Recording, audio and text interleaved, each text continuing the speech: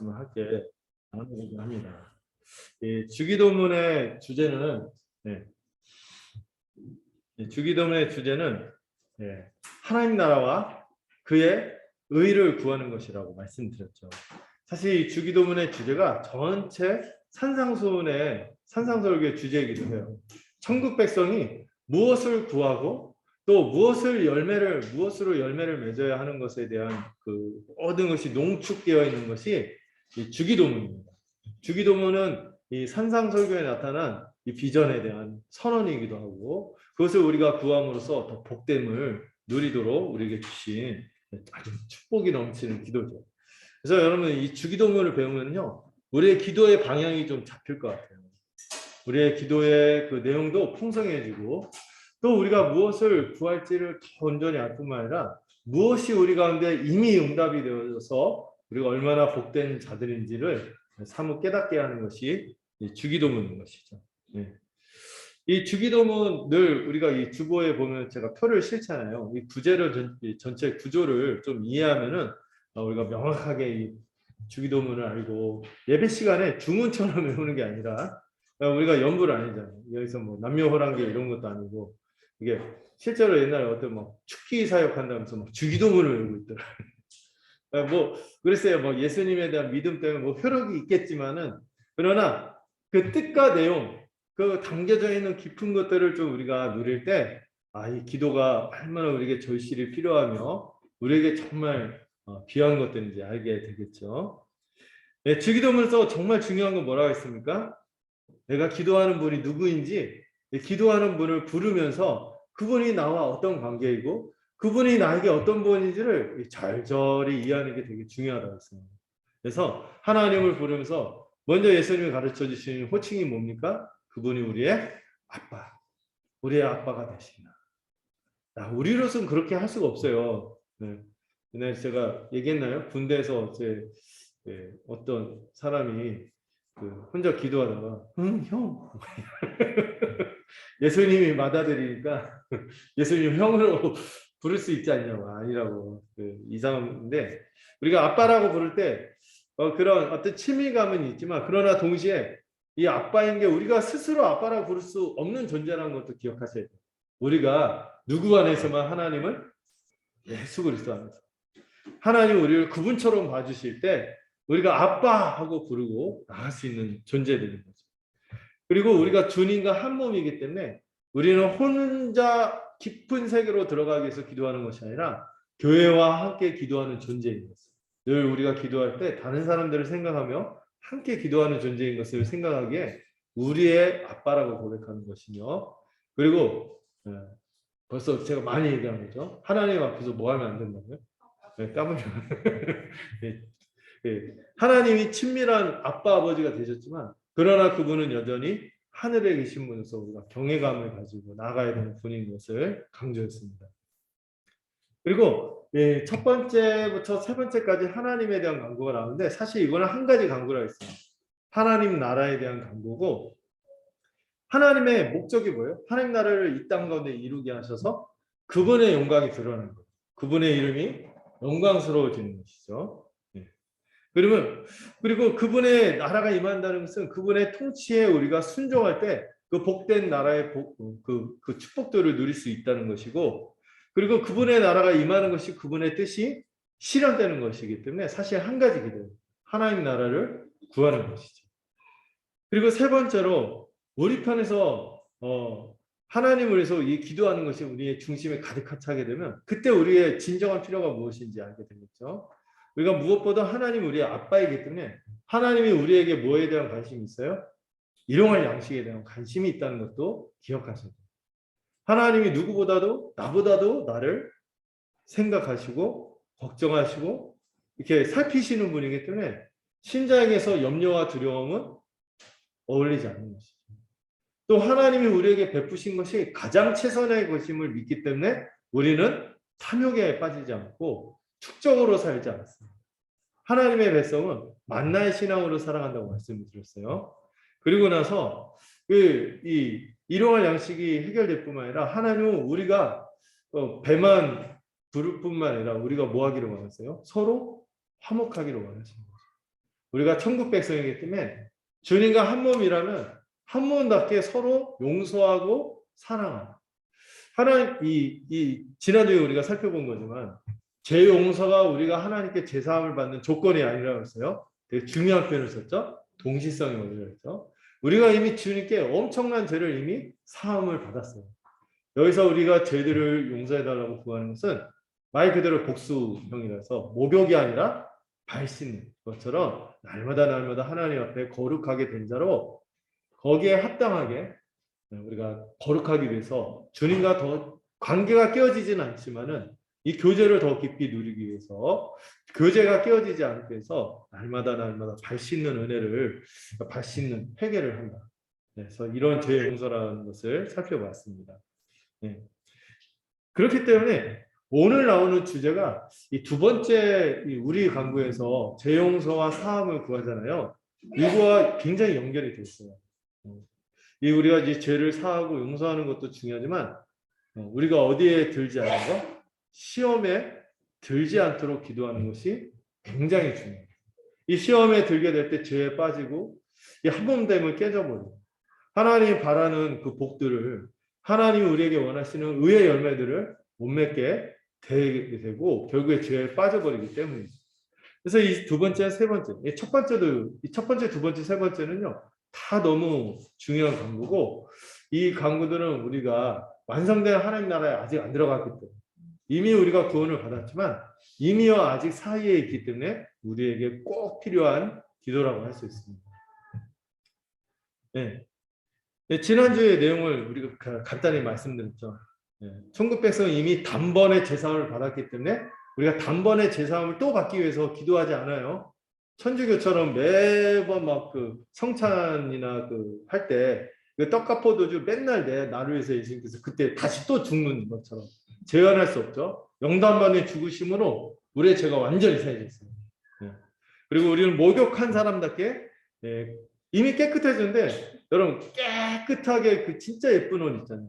딱 그 남자들은 댄디하게 입고 여자들은 아주 멋있게 딱 입고 나갔는데 거기다 뭘 딱 묻힌다고요? 싫죠. 그리고 우리가 이 죄 지을 때 느끼는 감정은요 두려움이라기보다 뭐예요? 죄스러움. 너무 죄송스럽고 수치스럽고 이건 국법을 어기는 게 아니라 뭐와 같은 감정일 거다. 사람을 배신하는 데서 오는 이 낭패감, 그 꺼림, 그 슬픔, 후회 이런 것이 우리가 이제 앞으로 성도로서 살아가는 죄를 대하는 태도가 될 거예요. 우리 이것 때문에 심판, 형벌 이런 걸 두려워하지 않아요. 그러나 거룩하신 하나님이 그렇게까지 대가를 치르며 예수님께서 우리를 위해서 그렇게까지 피 흘리면서 죽으셨는데 그거를 막 이렇게 욕되게 하는 것을 십자가를 짓밟는 행위라고 생각하면서 슬퍼하는 것이죠. 여러분들 회개가 그래서 중요해요. 일상의 회개가 되게 중요하고 일상의 회개가 없다면은요 근본적인 관계는 무너지지 않는다 하더라도 그 영적 침체에 빠질 수밖에 없어요. 이 교제가 무너지면은요 하나님과의 교제가 무너지면 이 영적인 어두움의 시기를 갖게 되는데요. 거의 그런 시기는 거의 불신자와 방불하죠. 그런 삶을 왜 우리가 살겠습니까? 그리고 이 기도가 조건이 아니라 동시적인 것을 기억하면 우리의 죄들을 용서받기 위해 다른 사람을 용서하는 것이 아니라 이미 우리가 엄청난 만달란트 탕감받은 용서받은 존재인 것을 기억하면 신자가 되었음을 기억할 때 다른 사람을 용서하지 않는다면 내가 그 용서를 안 믿는다는 얘기가 된다는 거예요. 그 용서의 은혜를 경험하지 못했다는 거예요. 그렇기 때문에 우리는 이 용서함으로써 우리의 용서받음을 증명하는 그런 존재들이라는 거죠. 그리고 우리 안에 용서할 수 있는 새 마음, 새 존재, 새 마음을 가진 새 존재가 되었다는 것도 기억하자고 말씀드렸습니다. 제가 왜 이거를 또 얘기할까요? 이 두 번째 우리 강구가 너무 중요해서 예수님이 또 14절, 15절을 또 얘기하거든요. 주님이 이렇게 강조하는데 주기도문에서요 우리가 실천적으로 가장 강력하게 주님이 원하시는 게 뭐예요? 용서와 회개예요. 회개. 이게 너무 중요하다는 거죠. 네, 여러분 이거는 우리한테 가능한 얘기예요. 불신자한테는 기대하기 어려워요. 불신자가 제일 하기 힘든 게 용서일 거예요.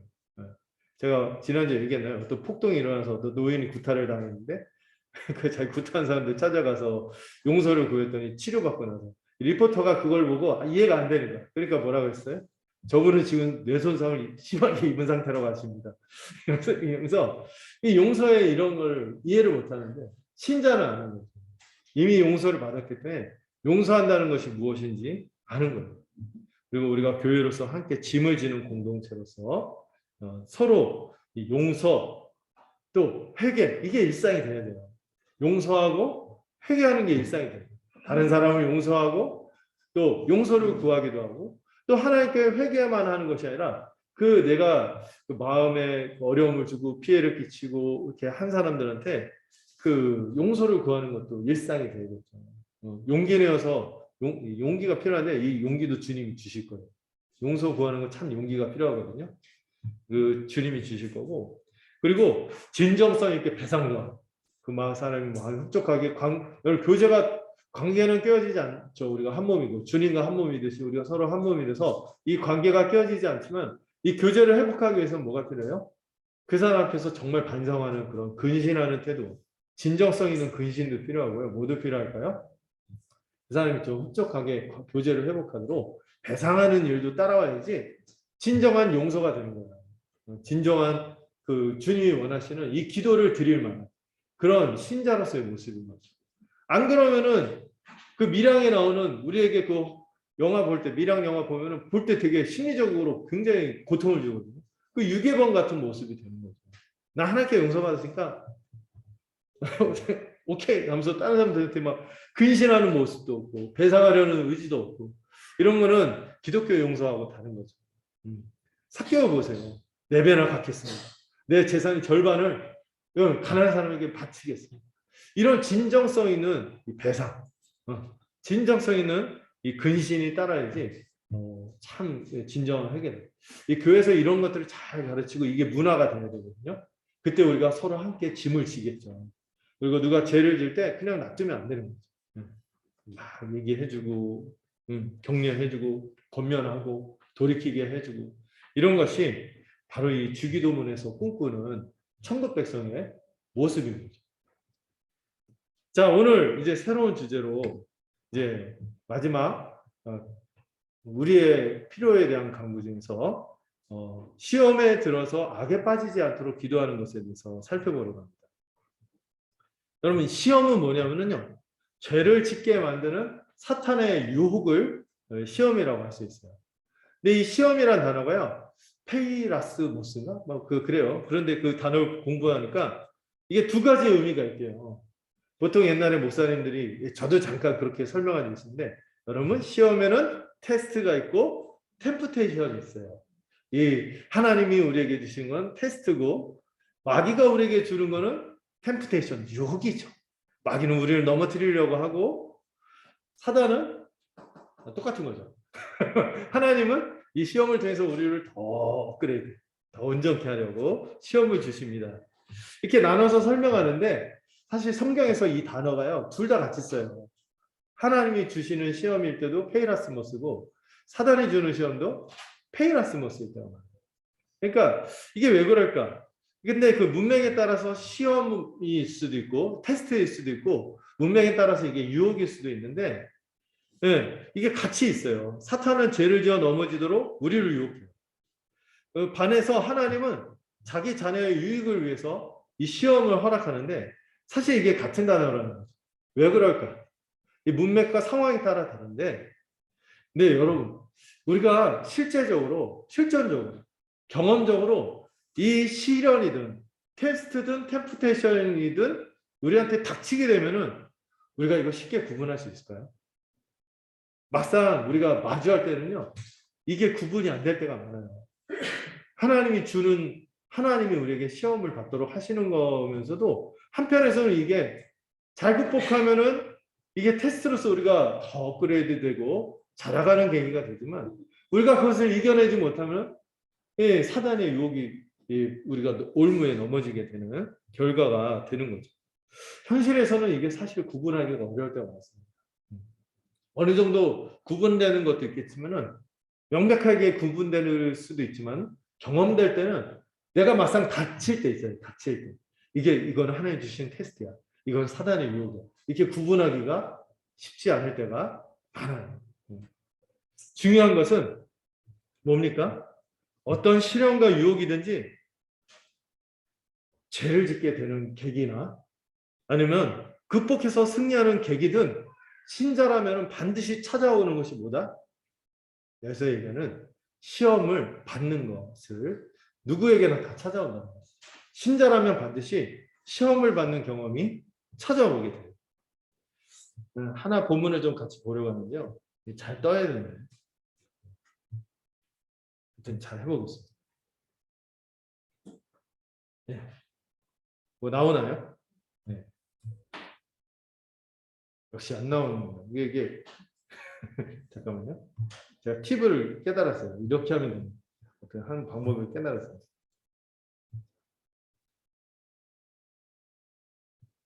나오나요? 네. 방법을 찾았습니다.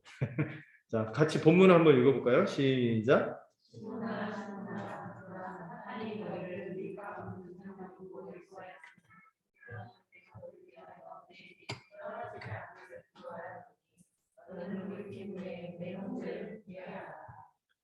네, 이 말씀 예수님이 베드로에게 하신 말씀이에요.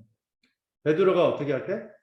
주님, 모든 사람이 다 주님 배신해도요. 저는 주님 끝까지 따라갈 겁니다. 주님에서 죽기까지 할 거예요. 하니까 예수님 베드로 알잖아요. 베드로는 자신을 모르지만 예수님 베드로를 잘 알죠. 그래서 시몬아, 사단이 너희를 밀가 부르듯 하려고 요구하였으나 그러나 내가 너를 위하여 내 믿음이 떨어지지 않기를 기도하였으니까 네가 돌이킨 후에는 뭐예요?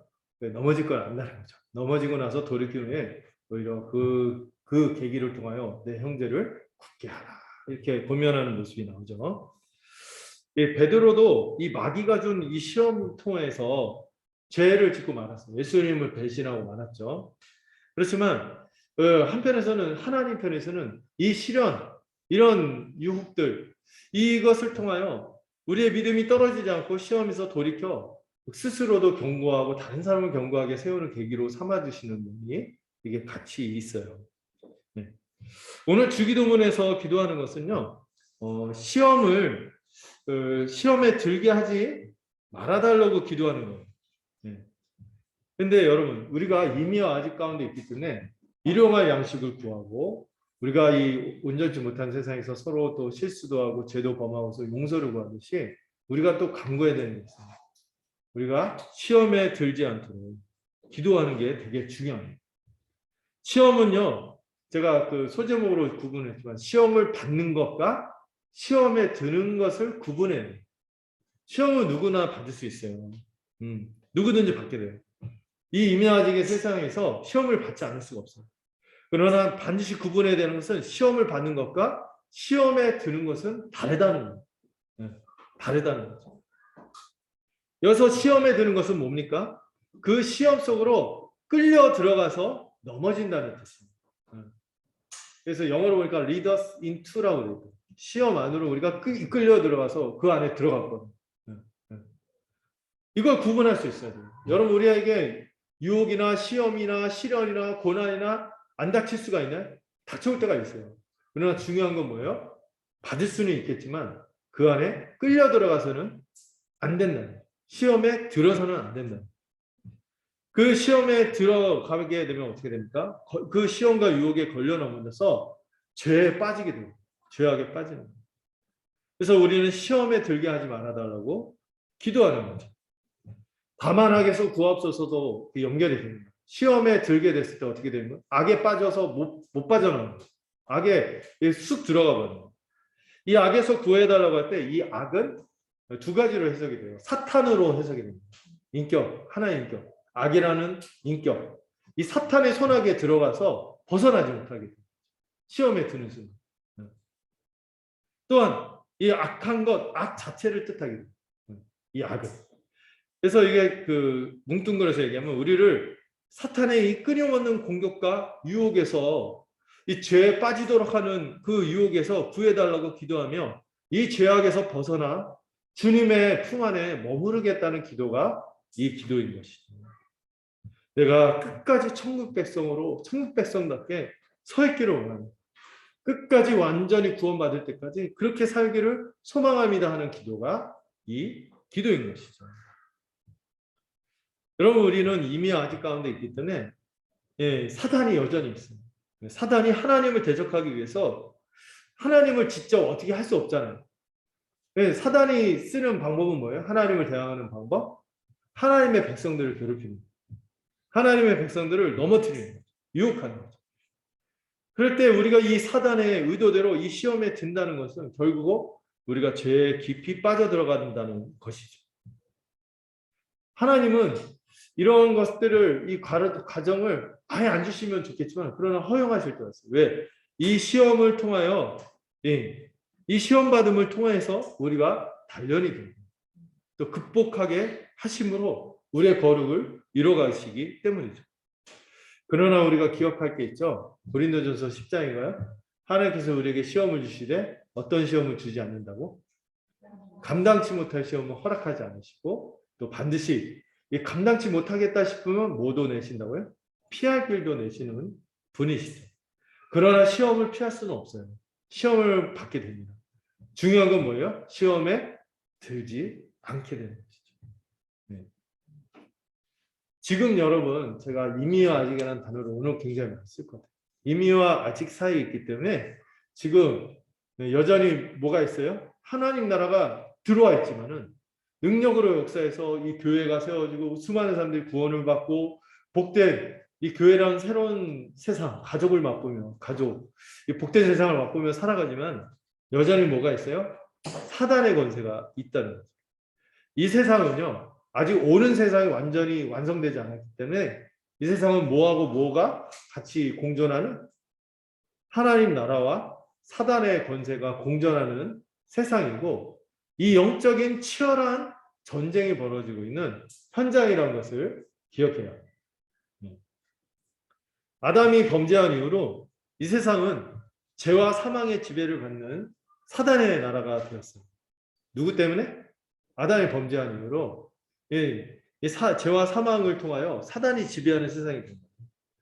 이 땅에서의 삶은 끊임없이 사탄의 유혹과 권세가 실제로 다가오고 위협합니다. 사탄은 여전히 이 죄와 사망이란 막강한 권세, 어마어마한 권세거든요. 이 사망을 누가 이겨요? 죄의 권세도 너무 강하거든요. 이걸로 이 온 세상의 죄인들뿐만 아니라 심지어 누구까지도, 하나님의 백성까지도 유혹하고 있는 것이죠.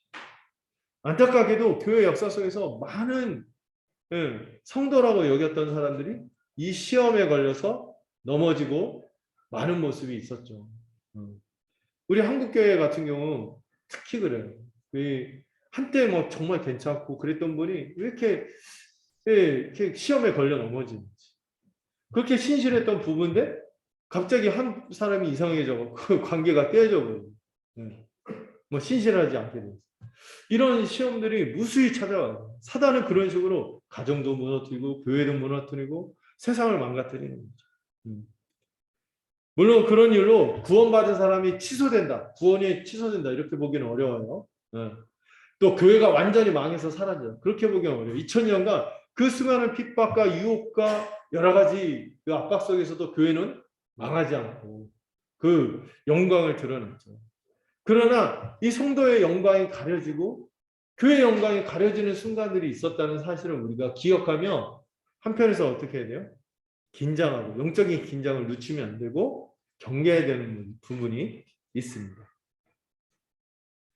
여러분, 우리가 직접 사단과 싸워서 이길 수 있을까요? 죄와 사망의 권세를 갖고 있는 사단의 유혹과 스스로 싸워서 이긴다는 것은 불가능한 일이죠. 우리는 막아낼 힘이 없다는 것을 인정해야 합니다. 사탄은 우리가 스스로 대항할 수 없는 강력한 영적 존재예요. 실체가 있으면 때리기라도 할 텐데. 실체, 물리적인 실체가 없잖아요. 이 영적인 실체이기 때문에 더 이게 막강하게 숨어서 이렇게 공격하는 게 더 무섭잖아요. 어디서 치는지 모르고. 이런 식으로 우리를 공격하는 존재이기 때문에 우리가 이 임의와 아직에서 가장 우리가 생각해야 될 부분이 이 영적인 긴장. 이런 상태가 있다는 거죠. 우리 본문을 하나 볼까요? 본문 하나 좀 보면은 잘 나와야 될 텐데. 지금 나오나요? 네, 나왔죠? 예, 예, 됐나요? 자, 같이 한번 읽어볼까요? 5장 8절부터 10절인데 글씨를 크게 하기 위해서 두 개로 나누는데 한번 같이 읽어보죠. 시작.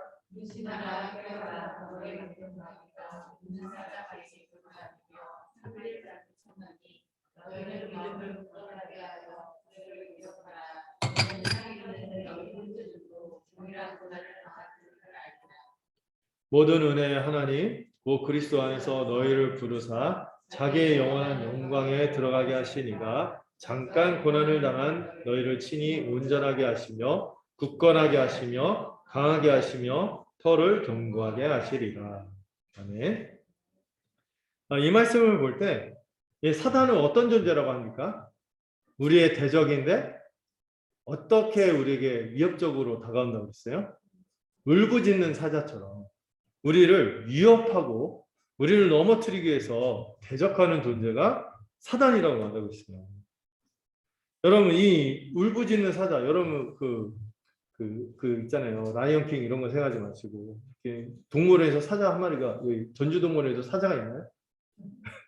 누워있는 사자, 절대 일어나지 않는 사자 보셨다는 얘기 들은 것 같아요. 근데 얘가 탈출을 해 호성동에 막 돌아다니다가 이렇게 만난다고 생각했어요. 아, 오금이 저리다. 그러겠죠. 이게 사실 막강한 존재예요. 이런 강력한 어려움을 주고 유혹을 주는 사단을 우리가 직접 대적하기 어려워요. 다만 우리가 직접 대적하지 않고 우리는 뭘 기억해야 돼요? 우리가 누구 안에 있다는 거? 그리스도 안에 있는 거. 그리스도를 통해서 주시는 하나님의 은혜가 우리에게 임할 때 우리가 이것을 뭘로? 믿음으로만 이겨낼 수 있다는 사실을 기억해야 돼요. 나는 이런 시험과 유혹에 나는 익숙해. 나는 이런 부분이 강해. 이렇게 장담할 수 있는 사람은 아무도 없어요. 믿음으로 극복할 뿐이에요. 그리스도 안에 있는 믿음이 아니면 극복하기 어려워요. 그래서 9절에서 뭐라고 합니까? 믿음을 굳건하게 하여 그를 대적하라고 얘기하는 거죠. 9절에서. 믿음을 굳건하게 해요. 믿음으로 마귀를 대적할 수 있는 거죠. 오직 믿음만이 우리가 그리스도 안에서 그분 안에서 복음이 주는 은혜만이 이 마귀를 대적할 수 있게 합니다. 야고보 사도는 한 걸음 더 나가서 너희가 마귀를 대적하면 그 마귀가 우리를 피할 것이라고까지 약속을 하죠. 믿음으로 대적할 때 가능하죠. 이게 어떻게 가능합니까? 우리가 주님 안에 있기 때문에 그 그리스도 안에서 10절에 이 표현이 되게 중요해요. 그리스도 안에서 모든 은혜 하나님 우리를 부르셨고 지금 잠깐 고난을 당하겠지만 그 과정에서 우리를 어떻게 하세요? 온전하게 하시고 굳건하게 하시고 강하게 하시고 우리의 이 터를 견고하게 해서 흔들리지 않도록 하시기 때문에 이 믿음으로 이 마귀를 대적할 수 있다고 얘기하는 것입니다. 자, 그러면서 우리가 좀 한 가지 좀 생각해야 할 지점이 있습니다. 뭐냐면은 이 사단, 이 악한 영적 존재에 대해서 두 가지 극단적인 잘못된 생각이 두 가지가 있어요. 제가 그거 조그맣게 썼지만 하나는 이 사단이나 이런 악한 영적 존재가 아예 없다고 부정하는 그런 사람들이 있어요. 부정하는 그 주장이 있고 또 하나의 반대편에서는 이 악한 영적 존재에 너무 관심이 많아. 관심이 지나칠 뿐만 아니라 너무 두려워하고 너무 크게 과대평가하는 귀신론 같은 그런 이론이 있죠. 먼저 우리가 경계해야 될 태도가 뭐냐면은 이 사탄을 완전히 무시하는 거예요. 사탄의 존재가 아예 없는 것처럼 이 부정하는 태도를 반대해야 합니다. 특히 오늘날 세상이 이성이 전부라고 생각하고 과학으로 모든 것을 설명할 수 있다고 생각하니까 이 눈에 보이는 물질, 이 세속적인 것 이런 생각과 태도로 이 초자연적이고 영적인 것들에 대해서 부정하는 그런 경향들이 있어요. 그 태도들이 있죠. 이걸 조심해야 돼요. 이런 사람들의 생각은 뭐예요? 세상은 점점 발전될 거라고 여기죠. 계속 진보할 거라고 믿어. 역사는 진보할 것이고 문명 세계는 더 나아질 것이다.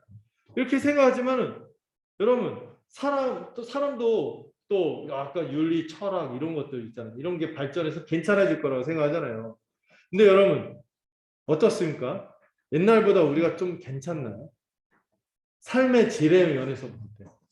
양적으로 물리적인 거 뭐 이런 거 편리해지고 하지만 정말 행복하냐 이거죠. 정말 괜찮냐.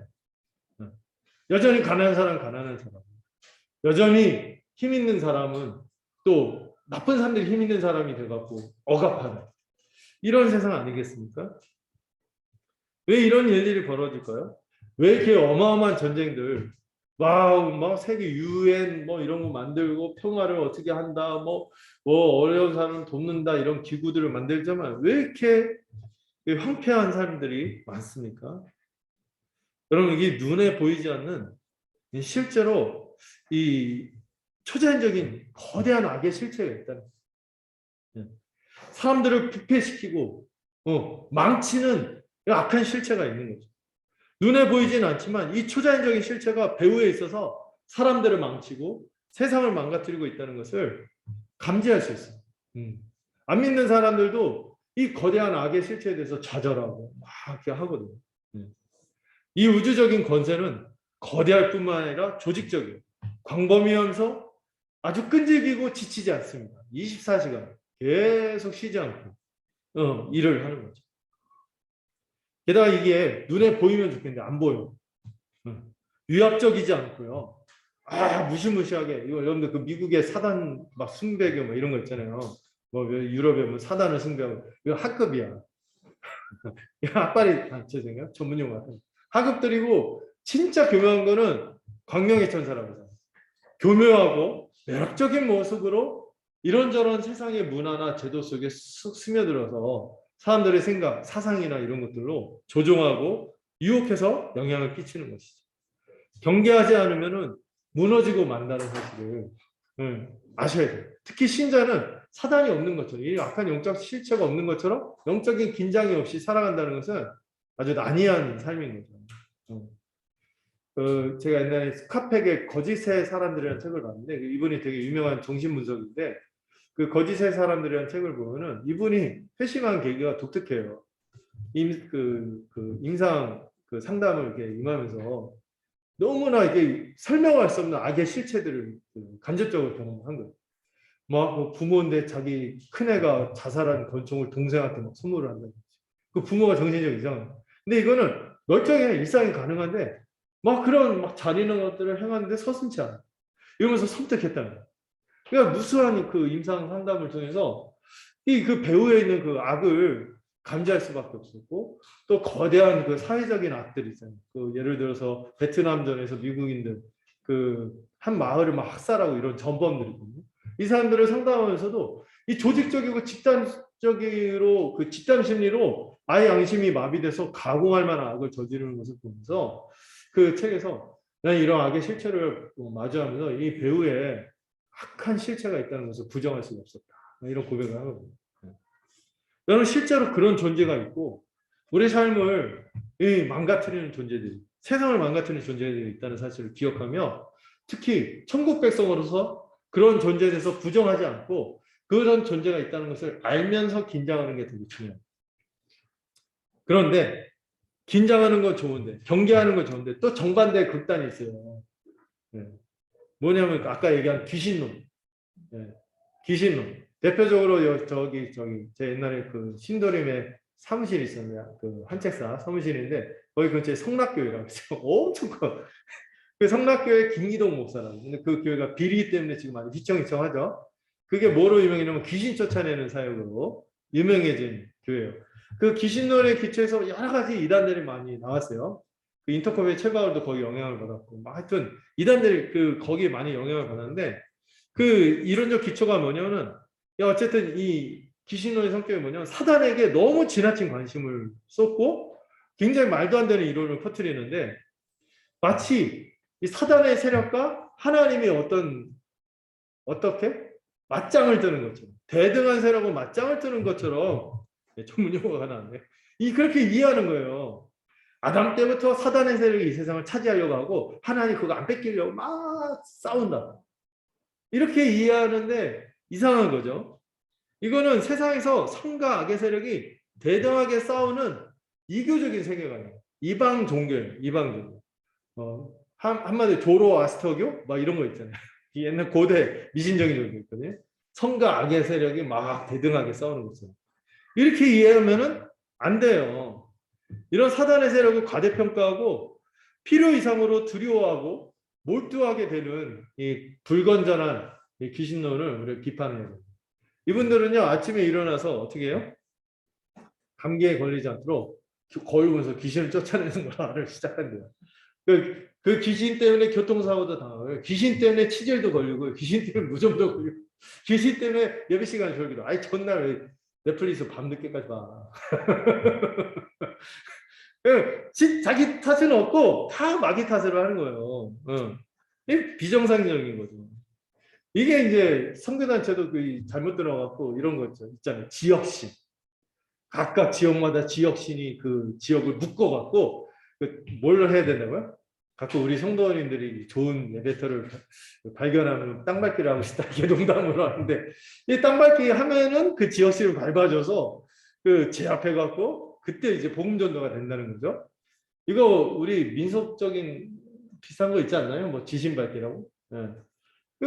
그냥 약간 하나님에 대한 관점이 이상한 거예요. 하나님은 온 세상의 주님이신데 하나님의 권세가 복음이 선포되면 그 악한 사단의 권세를 굴복시키고 그 복음이 들어가면 바뀌는 건데 그냥 복음을 아니라 우리가 무슨 액션을 해서 뭐 하나님의 능력을 끌어들인다고요? 그 이상한 거예요. 그 뭐랄까 강신술 비슷한 거죠. 네. 신을 불러갖고 자기 뜻대로 뭐 어떤 목적을 위해서 관철시키기 위해서 막 동원하는. 그게 아니죠. 하나님의 뜻이 이미 있고 우리는 거기에 합당하게 순종해서 사명을 감당하는 거지. 뭘 우리가 어떻게 그거 미리 뭘 안 했기 때문에 뭐가 안 된다. 이렇게 하면 안 되는 거예요. 땅밟기 뭐 이런 거 안 좋죠. 대적기도도 약간 문제가 있을 수 있어요. 대적기도 있잖아요. 예수의 이름 막 기도하다가 막 그러잖아요. 그때 그런 특정의 주문을 할 때만 그 문구를 말할 때만 하나님이 나를 지켜주시나? 이미 내가 어떤 존재예요? 그리스도 안에 있는 존재잖아요. 네. 그걸 믿고 그런 말을 안 하더라도 이미 하나님이 사탄을 제압했고 내가 지금 막 이상한 생각이 들고 그 죄악된 생각이 있으면 내가 회개하고 돌이켜야지 거기다가 하나님의 힘을 빌려와서 정신 차리게 해주세요. 막 이렇게 유혹을 이기게 해주세요. 이러면 안 되는 거죠. 그래서 루터가 이런 얘기를 한 거 참 절묘하게 잘 얘기하는 거죠. 마귀도 누구의 마귀다? 하나님의 마귀다. 하나님의 주권 안에서 그분의 뜻 안에서만 허용할 때만 활동하지 함부로 하지 않는다. 모두가 하나님의 주권과 통제 아래 있다는 사실을 기억해야 됩니다. 그래서 우리가 영적으로 싸운다 할 때 우리가 직접 싸우는 게 아니에요. 우리는 묻어가는 싸움이에요. 누구의 승리에? 그리스도께서 이미 이루신 승리에 묻어가는, 믿음으로 묻어가는 싸움인 거죠. 사탄은 더 이상 우리를 지배할 권세가 없어요. 누구 안에 있을 때? 우리가 그리스도 안에 있을 때. 우리는 그 유혹에 맞서서 우리 주님께서 우리에게 허락하신 지식, 분별, 의지, 결단 이런 것을 스스로 발휘해서 주님 안에서 주님이 주셨음을 믿고 사단을 대적하는 거죠.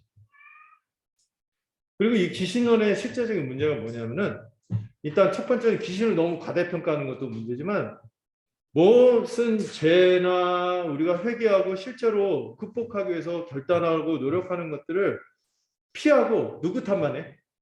내가 이렇게 잘못한 거는 마귀 탓이요. 내 탓이요가 아니라 마귀 탓이. 이렇게 비겁한 변명을 할 수 있다는 거죠. 네. 아담도 마귀 탓을 했잖아요. 아담부터 마귀 탓을 하는 거예요. 이 모든 죄와 사망의 원인과 책임이 무조건 마귀에만 있을까요? 우리가 나빴어요. 우리가 나쁜 거예요. 이걸 인정해야 돼요. 직면하고. 사람이 죄를 짓기로 스스로 결정했기 때문에 이 죄에 대한 책임을 마귀에게만 돌릴 수 없어요. 나도 거기에 대한 책임을 져야 하는 거죠.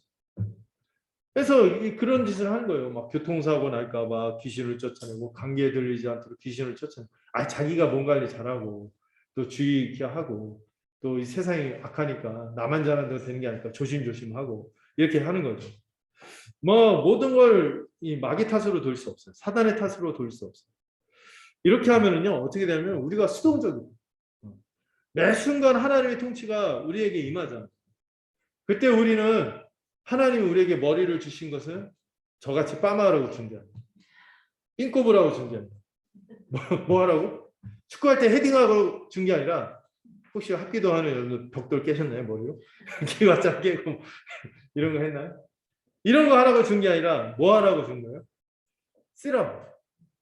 우리에게 주신 윤리적인 판단, 선택, 결단, 책임 이런 것을 발휘하는 거지 이걸 피하면 안 되는 거죠. 하나님은 우리에게요 신자이기 때문에 더 특별히 성령을 주셨고 새 마음을 주셨기 때문에 더 저는 분별할 수 있다고 생각해요. 온전한 가치 있는 것이 무엇인지 분별할 수 있어요. 뭐가 진리인지 뭐가 거짓인지 뭐가 선한 것인지 무엇이 악한 것인지 무엇이 아름다운 것인지 무엇이 추한 건지 무엇이 거룩하며 무엇이 세속적인 것인지를 분별하면서 우리 스스로 이 하나님이 주신 이 머리와 양심, 능력을 쓰는 거예요. 그런데 이 귀신론은 매 순간 삶에서 우리가 스스로 하나님에게 자발적으로 순종하고 능동적으로 나가는 믿음의 반응들이 아니라 이걸 자꾸 이 마귀에게 탓을 돌리고 수동적인 신앙생활을 하게 한다는 거죠. 우리가 마땅히 해야 될 믿음의 결단, 죄에서 돌이키는 거, 이 죄를 뼈저리게 후회하고 회개하고 이 죄를 책임지겠다는 마음이 아니라 비겁한 변명만 늘어놓게 만드는 폐해가 있는 것이죠. 그래서 우리가 이 귀신론이 나쁘다고 보는 거죠. 정리하자면 우리는 사탄과 악한 세력, 영적 세력이 있다는 것을 알고 이 영적 세력이 없는 것처럼 생각하면서 긴장하지 않고 막 살면 안 돼요. 시험에 들지 않도록 어떻게 해야 돼요? 경계해야 합니다. 그러면서 동시에 이 악한 영적 세력을 너무 과대평가도 하지 말고 이미 승리하신 그리스도 안에서 우리도 승리할 수 있음을 믿고 적극적으로 죄와 싸워서 승리할 수 있어야 한다는 것입니다. 자, 두 번째로 그럼 이 기도는 무엇을 의미합니까? 죄와 싸우며 영적 전투를 하기 위해서 기도하는 것이 이 기도에 담긴 의미라고 볼 수 있어요.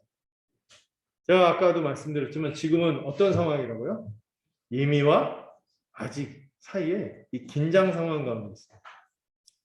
물론 우리는 이미 예수 그리스도를 믿음으로 사단의 권세에서 벗어나서 하나님 나라로 옮겨진 자입니다. 그러나 아직 완성된 하나님 나라에 온전히 들어간 것이 아니기 때문에 이 땅에서 여전히 끊임없이 시험을 받는 경험을 할 수밖에 없다는 것을 기억해야 합니다. 여러분 신자가 되었는데도 여전히 현실에서 시련이 있고요. 시험이 있을 수밖에 없어요. 늘 시험을 받게 되죠. 여러분 이게 왜 그렇습니까? 이렇게 얘기할 수 없는 게 예수님도요. 공생의 사역가인데 공생의 사역을 처음 시작할 때도 뭐로 시작했어요? 시험으로 시작하고 십자가 지기 전날에도 겟세마네에서도 하나님의 뜻에 순종할 것인지 아니면은 자기 뜻대로 이 십자가라는 고난을 피할 것인지 이 개인적으로 닥쳐오는 유혹 이걸 극복하기 위해서 그렇게 기도하셨고 십자가 위에서도 끝까지 그 자신을 배신하고 또 침뱉고 이렇게 하는 이 끝없는 유혹 속에서 시험 속에서 끝까지 순종하면서 사셨죠. 그분이 그것을 끝까지 순종할 수 있는 거는요. 그냥 된 게 아닌 것 같아요. 본문의 주님의 모습에서 가장 많이 그려나가는 것 중에 뭐예요? 기도하는 모습이에요. 기도하심으로 이 시험을 주님도 이겨나가십니다. 근데 우리가 전문 용어를 좀 쓸게요. 통뼈입니까? 기도하지 않고 이런 것들을 이겨나갈 수 있다고. 나는 그냥 알고 있으니까 돼. 나는 이런 부분에 원래부터 가. 이럴 수가 없는 것이죠. 매 순간 우리는요. 이 사단의 유혹, 사단의 권세와 이 하나님의 통치의 갈림길에 서 있는 중입니다. 그러나 분명히 우리가 부인할 수 없는 것은 이미 우리가 승리하신 그리스도 안에 있다는 사실이죠. 그러면서 동시에 여전히 패배했지만 패잔병이 있지만 사탄이 존재하고 있다는 거예요. 요즘 패잔병도 역시 여전히 뭐를 들고 있어요? 무기를 들고 있다니까요. 유혹하는 무기를 들고 있다. 시험과 유혹이라는 무기로 우리를 끊임없이 넘어뜨리려고 한다는 거죠. 이미 아직의 세상이기 때문에 영적 전쟁은 항상 존재하고 우리가 이 영적 전쟁에 피하는 것이 아니라 이 영적 전쟁에 임해서 기도함으로 이겨나가야 됩니다. 여러분 그 본문을 하나 좀 같이 보도록 하겠습니다.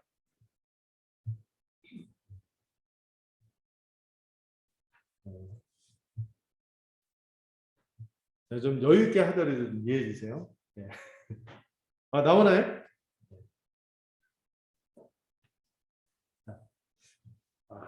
자, 같이 에베소서 6장 11절 12절 한번 읽어보도록 하겠습니다. 읽겠습니다. 시작. 관계의 관계를 능히 부족하기 위하여 하나님의 전심과 기대리라. 우리의 시험은 하늘과 육을 상대하는 것이 아니고 지자들과 의제들과 시험을 세상 것들과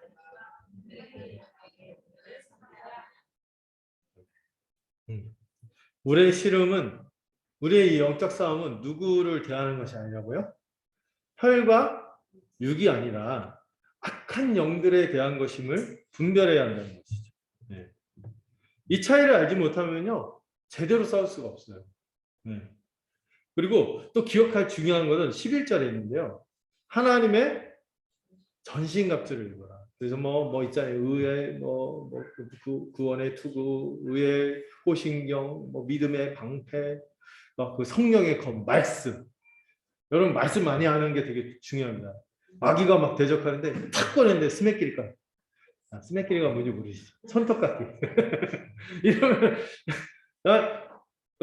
요한복음 3장 16절 막 이러면 안 되는 거죠. 로마서 하고 딱 칼을 꺼내고 로마서 배우죠. 갈라디아서 확 꺼내고 막 영계소문이 칼을 9개 차고 다녔던 막 이렇게 막 연구한 본문들이 많을 때 막 이런 영적 싸움을 잘 할 수 있겠죠. 그런데 무엇보다도 우리가 싸움의 대상이 눈에 보이는 어떤 사람이 아니라는 거예요. 눈에 보이는 어떤 세력이 아니라는 거예요. 그 배후에 있는 악한 영들과 싸우는 거기 때문에 진리의 전쟁이고 영적인 전쟁이기 때문에 믿음의 전신갑주, 이 성령의 검과 더불어 이 성령의 도우심으로 기도하면서 믿음으로 싸우는 전쟁인 것을 기억해야 됩니다. 이 악한 영들은요 세상의 풍습으로 다가옵니다. 또 그 아주 악한 제도로 다가오기도 하고 사람들이 죄의식을 못 느끼면서 그 제도로 사람들을 억압하고 힘들게 하기도 하죠. 또 악한 문화로 우리에게 영향을 주기도 하죠. 오늘날 이 문화들이 이 가정의 소중함을 무너뜨리고 서로 더불어가는 삶이 아니라 갈등을 불러일으키고 차별을 불러일으키고 사람을 없이 여기고 이런 악한 문화가 있죠. 이런 것들이 이 배후에 뭐가 있어요? 악한 영들이 있는 거예요. 이 하나님의 뜻에 불순종하도록 하는 이 강력한 권세를 가진 악한 영들이 있어서 이 영의 특징은 각 사람의 뭘 자극하냐면 이기적인 욕심을 자극하는 거죠. 있지도 않은 두려움을 증폭시켜서 있지도 않은 그 이룰 수 없는 그 욕심들을 탐욕을 막 불러일으켜서 사람을 망가뜨리는 부패시키고 그리고 포악한 공격성으로 사람들을 대하도록 포악으로 나타나게 하는 것이 사단의 방식이죠. 이 마음이 어느덧 죄로 가득하고 결국 행동으로 죄를 짓게 만드는 것이 이 악한 영적 세력들의 특징인 거죠. 이들의 힘은요 위압적으로 다가오기보다 매력적으로 다가오죠. 교묘하게 보이지 않게 그러면서도 강력하게 다가오기 때문에 분별하기 어렵습니다. 우리가 정신 차리지 않으면요 그런 것들이 훅 넘어가는 거죠. 우리는 지금 이미와 아직을 살고 있기 때문에 늘 깨어 있어요. 긴장해요. 그래서 루터는요 그 매일 저녁에 드리는 기도와 매일 아침마다 드리는 기도가 있었대요. 매일 저녁마다 일과를 마치고 잠자리에 들기 전에 오늘 지은 죄를 사해달라고 간절히 기도했고 아침에 일어나서는 시험에 들게 하지 말게 해라. 시험에 들지 않게 해달라는 기도를 날마다 꼭 했다고 합니다. 저녁에 하루를 마칠 때는 뭐예요? 오늘 하루 주님 앞에서 온전치 못했다. 이 사단의 이 영적 싸움에서 실패했던 것들을 죄를 사해달라고 하고 아침에는 오늘은 또 승리할 수 있다.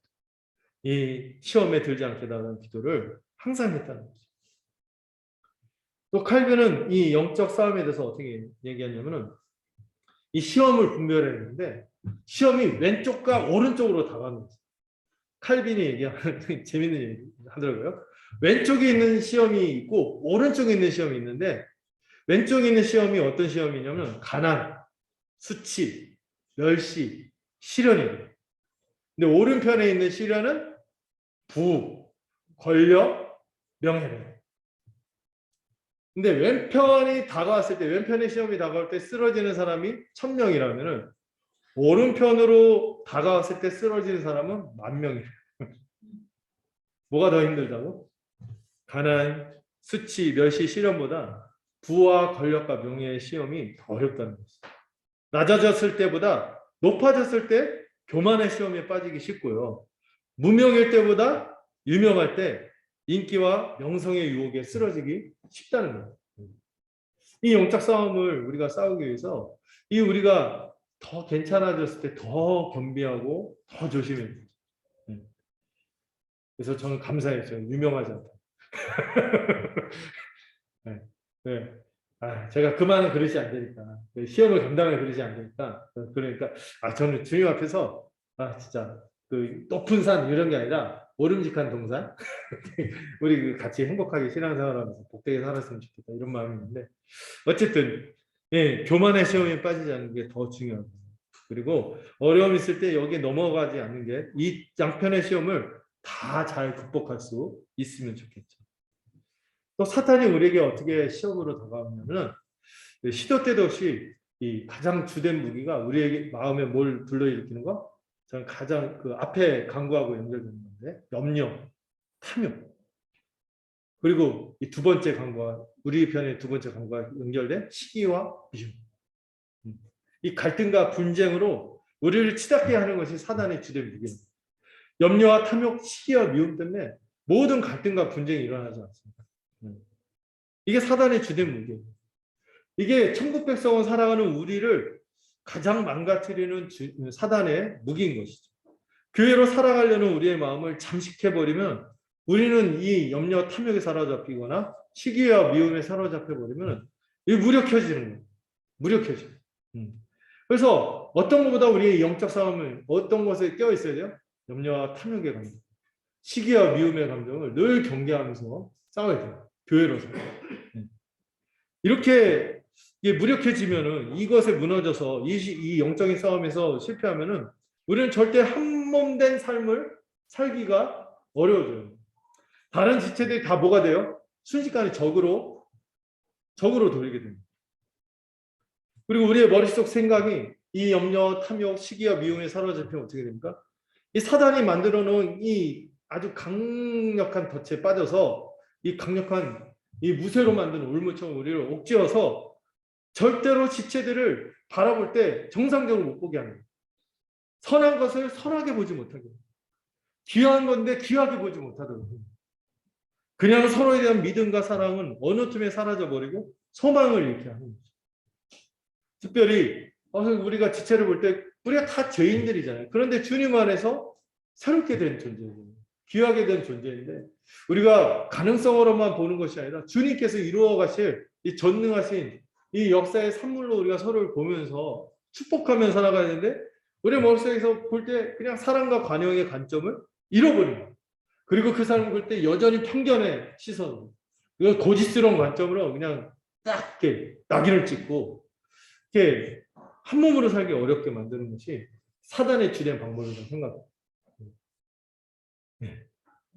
우리가 생각할 때 사랑의 판단을 하는가 아니면 마귀가 주는 시험과 유혹에 넘어져서 악한 판단을 하는가 분별을 해요. 그래서 저도요 막 그 잘못된 판단을 할 때가 있어요. 혼자 막 기아집 졌다 초가집 졌다 막 그럴 때가 있어요. 그때 딱 깨쳐야 되는 거예요. 네. 말씀을 보면서 깨치고 또 기도하고 또는 또 우리 주변에 복된 지체들이 있어 막 대화를 막 하고 하면은 그 진정성을 알게 되는 거예요. 그러면서 우리가 딱 마음을 회복하는 거죠. 만약에 우리가 이 영적 싸움에 실패해버리면요, 우리는 천국 백성의 모습이 아니라 그냥 지옥을 사는 거예요. 지옥 같은 삶을 사는 거예요. 마음이 지옥이 되는 거예요. 여러분, 그래서 우리는 기도하면서 그런 시험에 들지 않게 해달라고 기도해요. 특별히 우리가 경계할 감정이 뭐라고요? 염려, 두려움. 그리고 시기와 미혹. 이 산상순에서 그것들을 먼저 또 다루잖아요. 얼마나 이 미움의 감정에 대해서 먼저 다룹니다. 또 우리에게 얼마나 신실하게 우리가 서로를 대해야 될지 권면합니다. 이게 우리가 영적 싸움을 하는 그 전쟁터이고 그 대상이 무엇인지를 분명히 아는 거죠. 여러분, 우리가 시험을 닥쳐올 때가 있어요. 우리가 죄인들의 공동체잖아요. 우리가 마냥 좋은 모습만 못 보죠. 실망할 때도 많잖아요. 저도 저 자신한테 실망할 때가 많고, 또 우리 여러분들 딱 할 때 오늘 내가 왜 그랬을까 이럴 때가 있잖아요. 네. 그때 시험을 받을 때가 있어요. 그럴 때 어떻게 해야 돼요? 시험을 받더라도 다시 소망을 가지고 믿음을 회복하고 시험에 들지 않도록 기도해야 돼요. 시험에 들지 않게 해달라고 기도해야 돼요. 그래서 저는 루터에게 많이 하네요. 루터의 말이 정말 지혜로운 것 같아요. 그 말 기억나시죠? 새가 우리 머리 위를 지나다니는 거는 막을 수 있어요. 막을 수 있어요? 없어요? 못 막아요. 못 막지만은 내 머리 위에 둥지 트는 거는 막을 수 있죠. 이게 정말 지혜로운 권면인 것 같아요. 막 그런 생각들이 막 들 수가 있어요. 근데 생각이 들 때 그 생각이 내 머릿속에 자리 잡게 하지 않는 게 되게 중요한 거예요. 그리고 특별히 우리가 지체와 지체를 대할 때도 제일 조심해야 될 게 말이야, 말. 입술을 지켜야 돼요. 이런 생각이 들 수 있어요. 그럼 지나다닐 수 있어요. 그러나 이 머리에 이렇게 하면은 내 입술을 지키기가 힘들어요. 하지 말았어야 될 말을 해버리는. 해야 될 말을 안 하고 하지 말아야 될 말을 하게 되는 거죠. 이런 것들이 우리의 영적인 주된 싸움이 아닌가 싶어요. 네, 우리는 이미 아직 가운데 있기 때문에 이 기도할 때 이 천국의 백성으로서의 삶을 살아낼 수 있고 우리 공동체도 지켜낼 수 있는 것입니다. 기도를 통해서 사단의 공격을 막고 죄에 빠지지 않기 위해서 싸워야 하는 것이죠. 그렇기 때문에 이 말씀은 자, 히브리서 12장 4절 한번 읽어볼까요? 시작.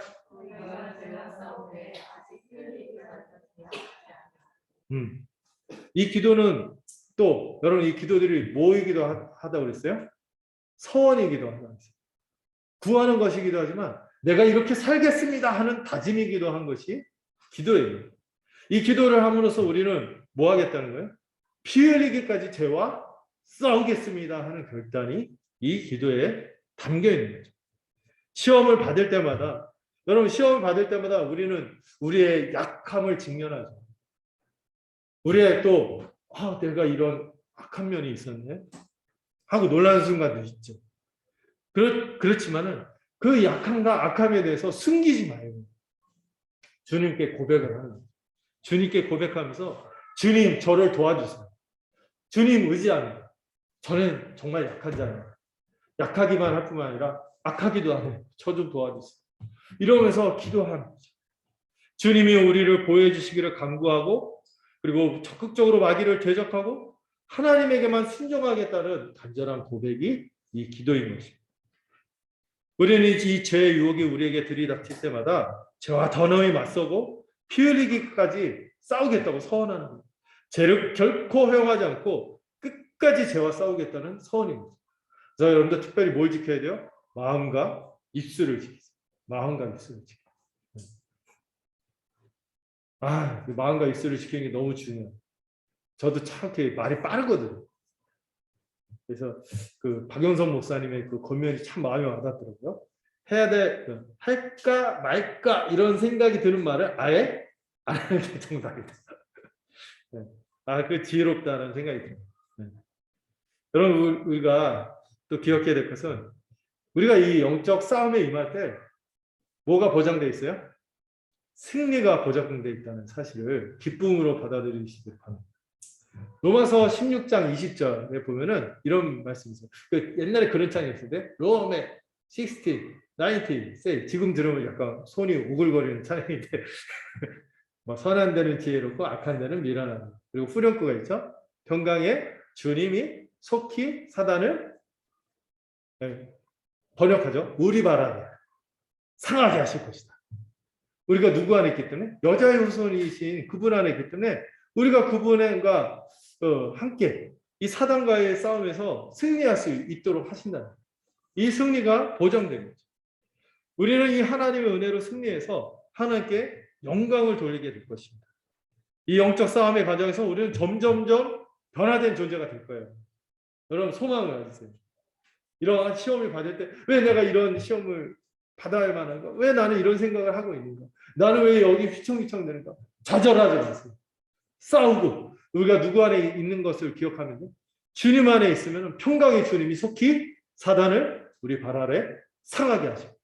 약속하셨어요. 날마다 우리가 변화된 존재임을 믿고 세 번성으로 죄를 미워하고 적극적으로 싸우며 승리할 수 있게 됩니다. 주님의 통치에 기쁨으로 순종하면서 우리가 날마다 거룩해질 것입니다. 제가 더 좋아하는 표현, 근사해질 거예요. 정말 주님과 근사치로 간다는 거죠. 죄송해요. 안 통하는 워드플레이가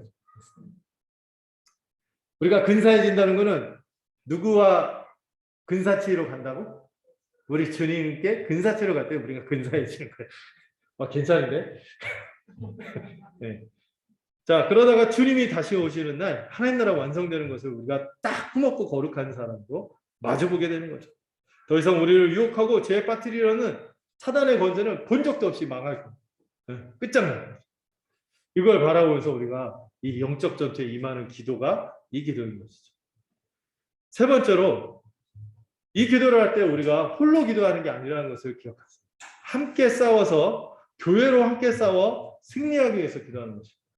이 기도는 주기도문 전체가 개인의 기도가 아니라 누구의 기도라고요? 교회의 기도라고 했어요.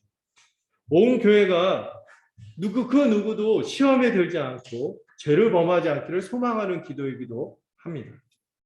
여러분 우리 중에 한 지체라도 시험에 들어서 범죄하고 넘어지게 된다는 것은 그 사람만의 일이 아닌 거예요. 우리가 한 몸이 되기 때문에 그래서 우리에게 저릿저릿하게 다가오는 고통이요 슬픔이 될 것입니다. 그래서 우리가 한 몸 된 교회로서 지체들이 영적 전쟁에서 승리하도록 관심을 갖고 도와야 하는 것이죠. 여러분 승리할 때 혼자 각계전투하는 게 아니에요. 이 백병전을 혼자 총 들고 나가서 막 싸우는 게 아니라 우리는 함께 지역교회로서 집단적으로 전투에 참여하는 것입니다. 홀로 참여하는 게 아니에요. 일기토가 아니란 거죠. 이게 일기토라는 거 아시나요? 그 부대가 딱 둘이 마주하면 그 장수 한 명씩 나와서 막 자웅을 가리잖아요. 이거 일기토라고 하는데 우리가 그런 식으로 싸우는 게 아니란 말이에요. 물론 그런 식으로 싸움은 이미 일어났어요. 그리스도가 완전히 마귀를 잡아서 우리는 막 사기가 진작해서 막 이기는 그런 전쟁인데 근데 우리가 혼자 막 칼 들고 적진에 뛰어드는 게 아니란 말이에요. 함께 가는 거예요. 집단 전투라는 거죠. 집단 전투.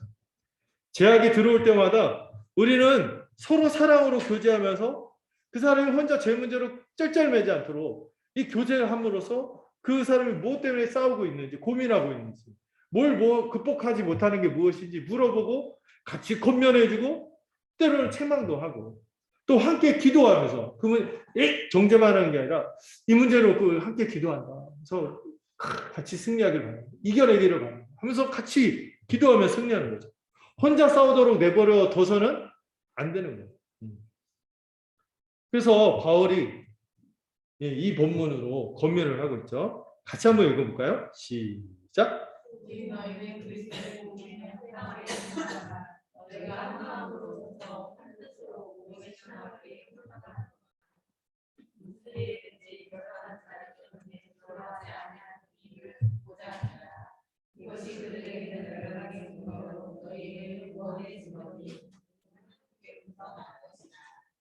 네? 우리가 혼자 싸우지 않고 같이 싸우는 방식에 대해서 바울이 빌립보에서 권면하는데 일단 우리가 복음에 합당하게 생활하는 건데 이게 무슨 말이냐면은 제가 소제목으로 쓴 것처럼 교회가 뭐로? 진리로 한 마음 한 뜻이 되는 것이 이 교회가 함께 싸우는 방식이라는 거예요. 교회가 집단으로 영적 전투에 함께 임하기 위해서는 한 진리 안에서 한 마음 한 뜻이 되어야 한다는 것이죠. 이것이 뭐예요? 복음에 합당한 생활이고 그리고 20절 후반에서 뭐라고 얘기해요? 복음의 신앙을 위해 협력하는 것이라고 말하고 있어요. 여러분 이 한 마음으로 서서 이 표현이 뭐냐면요 전쟁 용어 비슷한 거예요. 한 마음으로 서는 게 뭐냐면은 진영을 갖춰서 서로가 물러서지 않고 스크럼을 짜고 서로에게 방패가 되어줍니다. 여러분 그 옛날 그 로마 군대 막 전쟁하는 거 보면은 그 신발을 팔과 같은 거 딱 차고 물러서지 않게 그 방패를 딱 하면 창이나 화살이 들어갈 틈이 없이 딱 밀집돼 갖고 한 걸음 한 걸음 한 걸음 나가지 않습니까? 그 모습이 한 마음으로 서서 서로 서로에게 방패가 되지. 누구라도 자기에게 이탈하면은 뭐예요? 거기서 떠나면은 한 마음이 되지 않으면 이 적들이 창이나 화살이나 칼이 들어와서 이제 상하게 되기 때문에 그 틈을 주지 않고 딱 붙어서 전쟁하는 모습이 한 마음으로 서서라는 표현인 거죠. 한 마음으로 서야 됩니다. 어디 안에서? 한 진리 안에서. 또 여기서 이 협력한다는 단어는 이 스포츠 용어예요. 운동 경기를 함께 한다는 건데 여러분 그 어떤 거하고 비교할 수 있냐면 2인 삼각 아시죠? 이게 같이 묶여갖고 같이 호흡을 맞추면서 이렇게 할 때 다 빨리 나갈 수 있잖아요. 호흡을 맞춰서 함께 마음을 합쳐서 힘을 모을 때 2인 삼각도 그렇고 줄다리기도 마찬가지죠. 상대방의 양면에 힘쓴 사람들이 많아도 마음이 하나가 되지 않으면은 여기서 약한 사람들이라도 마음을 하나로 해서 일제히 힘을 맞게 하면은 못 당해내죠. 이런 것처럼 함께 마음을 합쳐서 힘을 모을 때 승리할 수 있는 것처럼 이 팀워크를 맞추는 것을 협력하는 신 아틀레오라고 해요. 이 아슬리트라는 게 이게 육상 이런 표현이잖아요. 그래서 신을 함께 하다라는 거거든요. 신 아틀레오를 해서 함께 경기에 임하는 거예요. 함께 마음을 합쳐야 돼요. 그렇게 할 때만 승리가 보장이 돼요. 여러분 우리는 각기 전투하는 게 아니에요. 뭐 하는 거라고? 함께 협력해서 경기를 하며 함께 스크럼을 짜고 이렇게 딱 전쟁으로 나가는 거죠. 여러분 교회가 이 일을 하기 위해서 뭘 가장 중요하게 얘기해야 될까요? 한 진리로 공유. 한 말씀을 공유하는 게 너무나 소중하기 때문에 그래서 우리 교회가 실천적으로 하는 게 뭐죠? 어떻게든 설교의 말씀을 그냥 이래서 시트콤처럼 듣고 그냥 잊어버리고 지나나가 뭐지? 잊어버리고 이런 게 아니라 드라마처럼 단편 드라마처럼 이렇게 막 지나가는 게 아니라 계속 그게 그냥 우리의 뼈와 살이 되고 우리의 함께 진리를 공유하고 함께 자라갈 수 있도록 어떻게든 나누고 또 나누고 하는 것이죠. 너무나 중요한 일인 거예요. 그렇게 할 때만 복음에 합당하게 생활하는 게 뭐예요? 한 진리로 한 마음으로 함께 서서 전쟁에 임하고 또 함께 협력해서 이 면류관을 얻도록 함께 달려가기 위해서는 이 한 진리를 공유하는 게 너무나 중요한 것이죠. 그래서 저는 이 한 진리를 정말 잘 준비해서 정말 주님의 말씀을 정결하게 거룩하게 또 온전하게 분별해서 선포해야 돼요. 여러분도 그 말씀을 정말 기쁨으로 받아서 함께 할 때 이 믿음의 영적 싸움을 온전히 감당할 수 있는 것입니다. 그뿐만 아니라 우리는 이 상황과 방향을 늘 함께 서로의 상황과 방향에 대해서 늘 공유하면서 나갈 수 있어야 돼요. 이렇게 할 때 그들의 이 악한 세력들에게는 멸망의 증거가 되지만 우리에게는 구원의 증거가 된다고 했어요. 이렇게 한 마음이 돼요. 한 마음이 되기 위해서는 우리의 상황과 방향도 제대로 함께 가고 있는지를 점검해야 됩니다. 그래서 내년에는 우리 교회가 특별히 회원들은 매달마다 함께 좀 더 2달에 모이던 거를 한 달마다 매월마다 기도 제목을 서로 새롭게 서로의 상황과 방향을 제대로 함께 가고 있는지 공유하면서 서로 점검해주고 또 서로 어떤 어려움들이 살피면서 기도하기 위해서 이렇게 모이는 것이죠. 이 기도 제목을 매달마다 새로 공유할 때마다 좀 더 함께 서로의 상황을 구체적으로 알아갔으면 좋겠어요. 그래서 여러분들 막 기도 제목 있잖아요. 피상적인 거 말고 정말 내가 어떤 문제를 힘들어하고 도움을 원하는지 진솔한 것들을 나눌 때 우리가 신 아틀레오가 됩니다. 협력이 됩니다. 그리고 딱 전쟁에 함께 서서 한 방향으로 딱 전진해 나갈 수 있는 것이죠. 우리가 이렇게 서로 구체적으로 알아가고 생생한 필요를 접할 때 우리의 기도도 어떻게 될까요? 더 간절해질 거예요. 더 애틋해질 거예요. 그리고 우리가 함께 기도할 때 이 사단의 불화살 같은 공격을 막고 교회가 갖고 있는 모든 지체들의 필요가 각각 채워지고 풍성해질 것이며 함께 주의 사역을 힘있게 감당하게 되겠죠. 그리고 우리 이렇게 함께 기도할 때 우리가 홀로 걸어가는 것이 아니라 함께 천국 백성으로서 하나님 나라를 향해 한 방향으로 나가고 있다는 것도 깨닫게 되는 것이죠.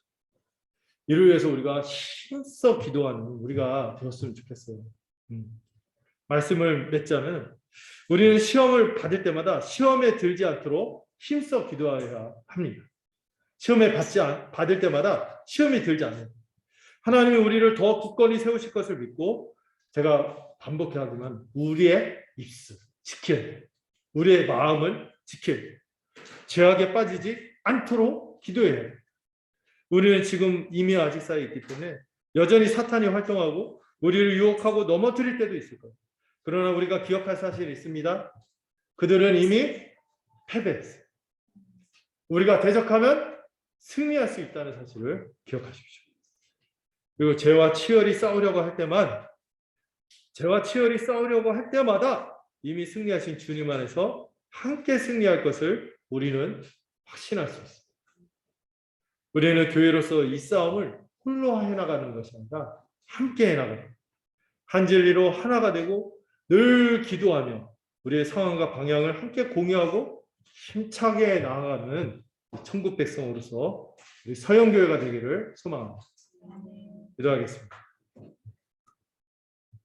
하나님 아버지, 우리를 시험과 악으로부터 보호하시고 승리하게 하옵소서. 시험을 받을 때마다 시험에 들지 않게 하시고 우리의 입술을 지키며 마음을 지켜 거룩한 삶을 유지하도록 이끌어 주시옵소서. 또 사단을 대적하고 죄와 싸우며 교회로서 함께 승리하는 우리가 되도록 인도하여 주시옵소서. 마지막 때 우리를 넘어뜨리고 우리를 분열시키고 하나 되지 못하게 하고 염려와 두려움, 탐욕, 시기와 미움으로 우리를 서로 하나 되지 못하게 하는 악한 영들의 역사가 있을 때 우리가 함께 일심으로 단결하여 협력하는 신앙으로 그 복음에 합당하게 살아가는 우리가 되도록 붙들어 주시옵소서. 예수님의 이름으로 기도드렸습니다. 찬송가 342장 함께 부르도록 하겠습니다.